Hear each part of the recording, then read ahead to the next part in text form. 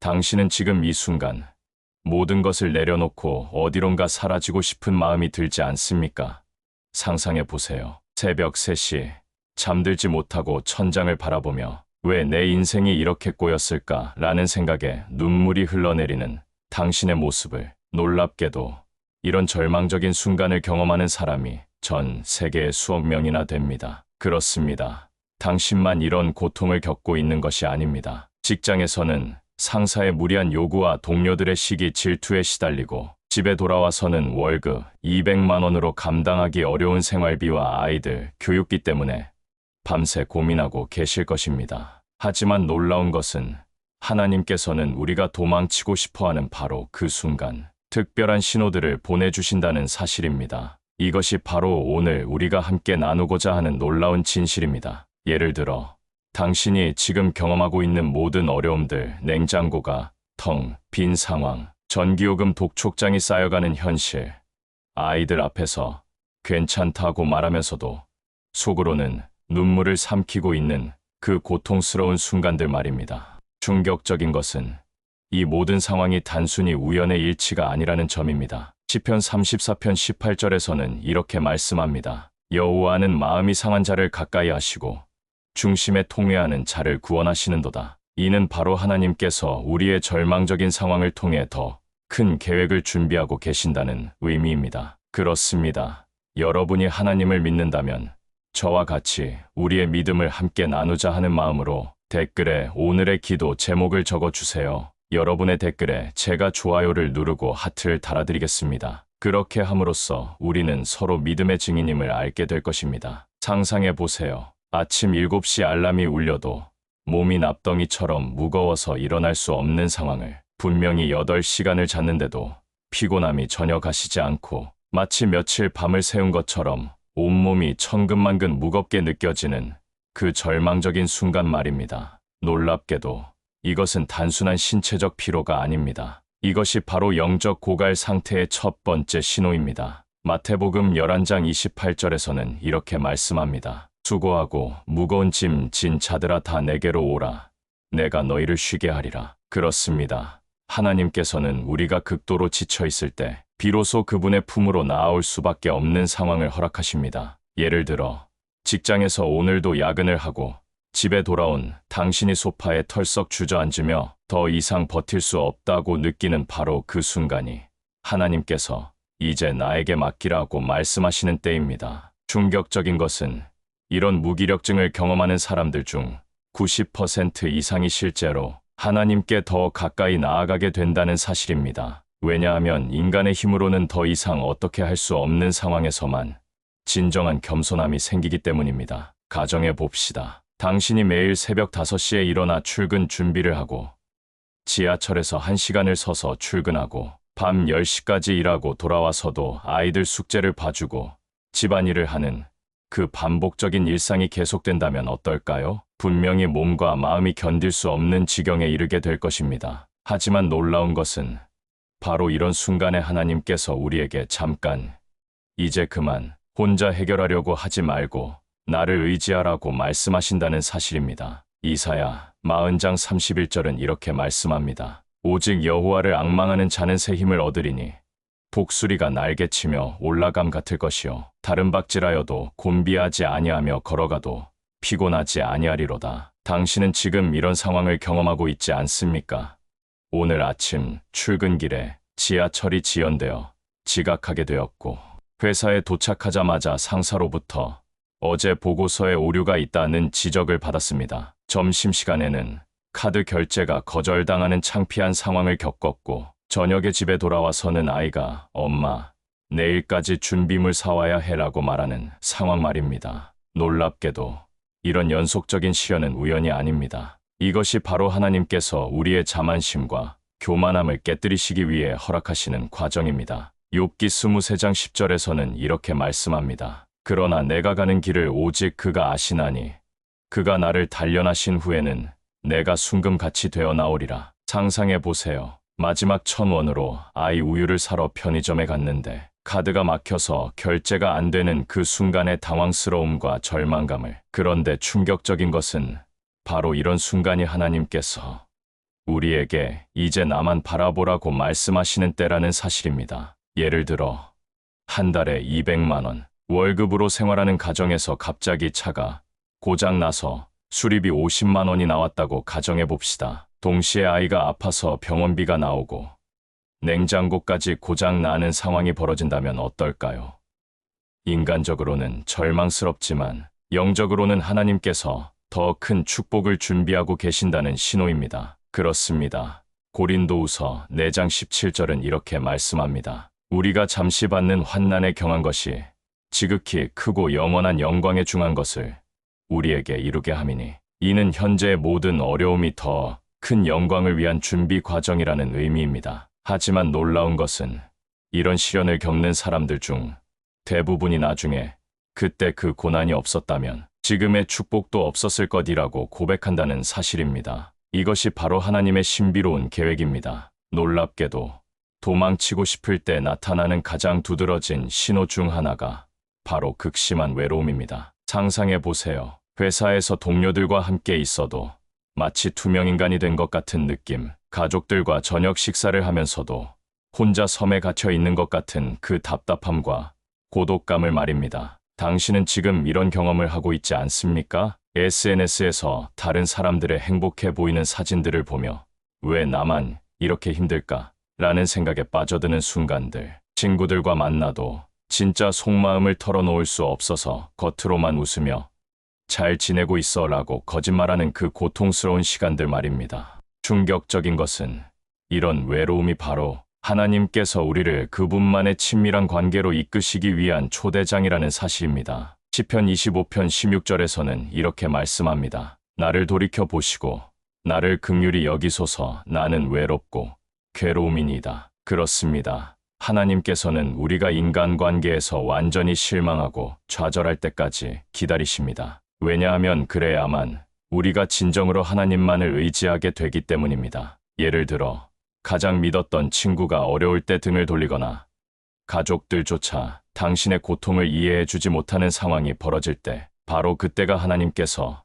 내가 너의 가장 가까운 친구가 되어주겠다고 말씀하시는 순간입니다. 가정해 봅시다. 당신이 직장에서 힘든 일을 겪고 집에 돌아와서 가족들에게 하루 있었던 일을 이야기했는데 그런 일로 스트레스 받지 마라는 식으로 대충 넘어가 버리는 상황을 경험한다면 어떨까요? 마음속 깊은 곳에서 아무도 나를 이해해주지 않는다는 절망감이 밀려올 것입니다. 하지만 놀라운 것은 바로 이런 순간에 하나님께서 우리에게 가장 가까이 다가오신다는 사실입니다. 히브리서 13장 5절은 이렇게 말씀합니다. 내가 결코 너희를 버리지 아니하고 너희를 떠나지 아니하리라. 이는 모든 사람이 우리를 떠날지라도 하나님만은 절대 우리를 떠나지 않으신다는 약속입니다. 이것이 바로 하나님의 놀라운 사랑의 방식입니다. 우리가 인간관계에서 상처받고 실망할 때마다 하나님께서는 이제 나에게로 오라. 내가 너의 진정한 위로자가 되어주겠다고 말씀하십니다. 당신은 밤에 잠자리에 누워서 내일은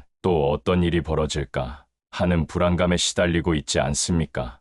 상상해 보세요. 새벽 3시에 잠에서 깨어 만약 내가 해고당하면 어떻게 하지? 아이들 교육비는 어떻게 마련하지? 부모님이 아프시면 병원비는 어떻게 하지?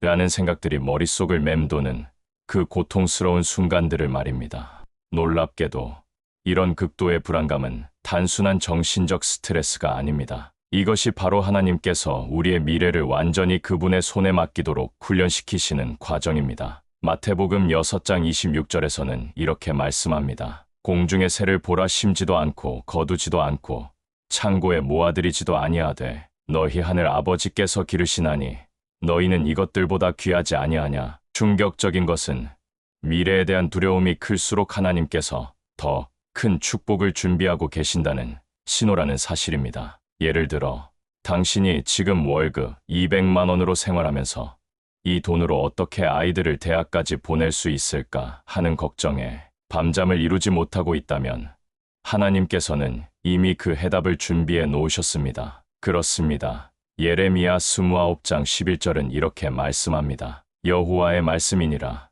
너희를 향한 나의 생각을 내가 아나니 평안이요 재앙이 아니니라. 너희에게 미래와 희망을 주는 것이니라. 이는 하나님께서 우리의 미래를 이미 완벽하게 계획해 놓으셨다는 의미입니다. 가정해 봅시다. 당신이 40대 중반인데 갑자기 회사에서 구조조정 소식이 들려온다면 어떨까요?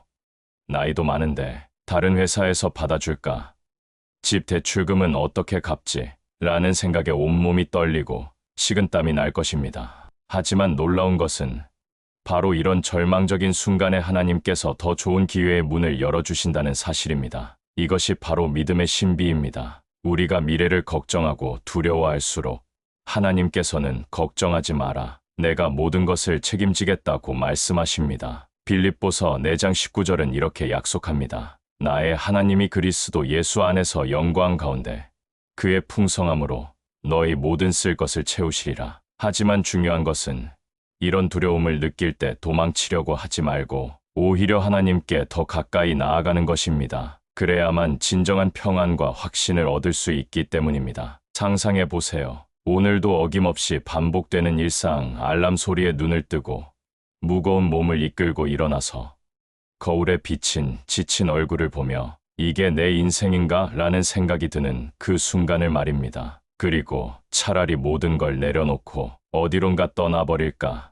하는 극단적인 생각까지 드는 그 절망적인 상황을 말입니다. 놀랍게도 이런 완전한 포기 상태야말로 하나님께서 우리를 완전히 새롭게 만드시기 위해 허락하시는 마지막 단계입니다. 이것이 바로 영적 죽음과 부활의 과정입니다. 갈라디아서 2장 20절에서는 이렇게 말씀합니다. 내가 그리스도와 함께 십자가에 못 박혔나니 그런즉 이제는 내가 사는 것이 아니요 오직 내 안에 그리스도께서 사시는 것이라. 충격적인 것은 완전히 포기하고 싶은 마음이 들 때가 바로 하나님의 기적이 시작되는 순간이라는 사실입니다. 예를 들어 당신이 빚더미에 앉아서 이제 정말 어떻게 해볼 도리가 없다고 느끼며 모든 희망을 놓아버리려는 바로 그 순간 하나님께서는 예상치 못한 방법으로 해결책을 제시해 주십니다. 그렇습니다. 고린도후서 1장 89절은 이렇게 말씀합니다. 형제들아 우리가 아시아에서 당한 환난을 너희가 모르기를 원하지 아니하노니 힘에 겨워 심히 눌려서 살 소망까지 끊어졌으나 우리가 자기를 의지하지 않고 오직 죽은 자를 다시 살리시는 하나님만 의지하게 하심이라. 가정해 봅시다. 당신이 사업에 실패해서 집까지 잃을 위기에 처했고 가족들 앞에서는 괜찮다고 말하면서도 혼자 있을 때는 차라리 죽는 게 낫겠다는 생각까지 드는 상황이라면 어떨까요? 인간적으로는 정말 절망적이지만 영적으로는 하나님께서 완전히 새로운 시작을 준비하고 계신다는 신호입니다. 하지만 놀라운 것은 모든 것을 포기하고 싶을 때야말로 하나님께서 가장 가까이 계신다는 사실입니다. 시편 34편 18절은 이렇게 약속합니다. 여호와는 마음이 상한 자를 가까이 하시고 중심에 통회하는 자를 구원하시는도다. 이것이 바로 하나님의 놀라운 역설입니다. 우리가 완전히 무너졌다고 생각하는 순간이 실제로는 하나님께서 우리를 완전히 새롭게 세우시는 시작점이 되는 것입니다. 이사야 43장 19절은 이렇게 선언합니다. 보라, 내가 새 일을 행하리니 이제 나타날 것이라 너희가 그것을 알지 못하겠느냐. 반드시 내가 광야에 길을 사막에 강을 내리라. 여러분, 오늘 우리가 함께 나눈 5가지 신호들을 다시 한번 생각해 보시기 바랍니다. 극도의 피로감, 모든 일이 동시에 꼬이는 상황, 극심한 외로움, 미래에 대한 두려움, 그리고 모든 것을 포기하고 싶은 마음. 이 모든 것들이 바로 하나님께서 우리에게 보내시는 특별한 신호라는 사실을 말입니다. 놀랍게도 당신이 지금 경험하고 있는 모든 고통과 절망이 결코 헛되지 않습니다. 이것이 바로 하나님께서 당신을 더 큰 축복의 자리로 이끄시기 위한 준비 과정입니다. 상상해 보세요. 지금의 어둠이 지나가고 난 후 당신이 경험하게 될 그 놀라운 변화와 축복을 말입니다. 그렇습니다. 로마서 8장 28절은 이렇게 약속합니다. 우리가 알거니와 하나님을 사랑하는 자, 곧 그의 뜻대로 부르심을 입은 자들에게는 모든 것이 합력하여 선을 이루느니라. 이는 지금 당신이 겪고 있는 모든 시련이 결국 선한 결과를 가져올 것이라는 확실한 약속입니다. 충격적인 것은 도망치고 싶을 때 실제로 도망치지 않고 하나님께 맡기는 사람들이 경험하는 기적적인 변화입니다. 예를 들어 파산 직전의 상황에서 하나님께 모든 것을 맡긴 후 예상치 못한 사업 기회를 얻게 되거나 건강 문제로 절망하다가 완전한 치유를 경험하거나 가족 관계의 갈등이 완전히 회복되는 등의 놀라운 일들이 실제로 일어나고 있습니다. 따라서 여러분께 드리는 구체적인 실천 방안은 다음과 같습니다. 첫째, 매일 아침 일어나자마자 하나님, 오늘 하루도 주님의 뜻대로 인도해 주세요라고 기도하시기 바랍니다. 둘째, 어려운 상황이 닥칠 때마다 도망치려 하지 말고 하나님께서 무엇을 가르치려 하시는가를 먼저 생각해 보시기 바랍니다. 셋째, 매일 밤 잠자리에 들기 전 그날 경험한 모든 일에 대해 감사의 기도를 드리시기 바랍니다. 하지만 가장 중요한 것은 지금 이 순간 당신의 모든 짐을 하나님께 완전히 맡기는 것입니다. 시편 55편 22절은 이렇게 말씀합니다. 내 짐을 여호와께 맡기라. 그가 너를 붙드시리니 의인의 요동함을 영원히 허락하지 아니하시리로다. 마지막으로 여러분께 확신에 찬 축복을 선언합니다. 지금 당신이 겪고 있는 모든 고통과 시련은 반드시 끝이 날 것입니다. 그리고 그 자리에 하늘의 놀라운 축복이 임할 것입니다. 당신의 눈물이 기쁨으로 변하고 절망이 소망으로 바뀌며 두려움이 확신으로 전환되는 그 놀라운 날이 반드시 올 것입니다. 이것이 바로 하나님의 약속이며 이 약속은 결코 빈말이 아닙니다. 하나님께서는 신실하신 분이시기 때문에 약속하신 것을 반드시 이루어 주실 것입니다. 따라서 더 이상 도망치려 하지 마시고 지금 이 자리에서 하나님의 놀라운 역사하심을 기대하며 믿음으로 전진하시기 바랍니다. 그렇습니다. 여러분의 인생에 하나님의 기적이 시작되는 것입니다.